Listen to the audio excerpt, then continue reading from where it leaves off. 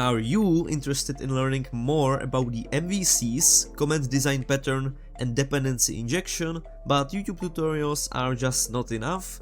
Then I have good news for you. I have just released over 40-minute long guide to my Patreon.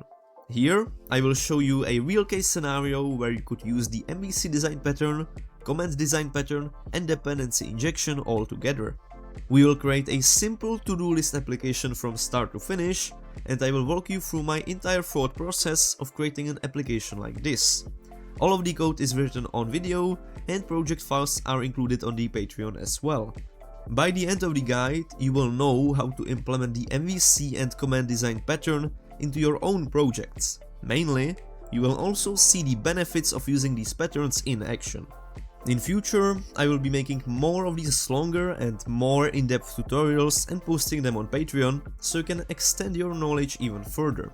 The topics I will cover will overlap with the videos I make here on YouTube, so whenever you feel like these videos are not enough, you can go to the Patreon. So what are you waiting for?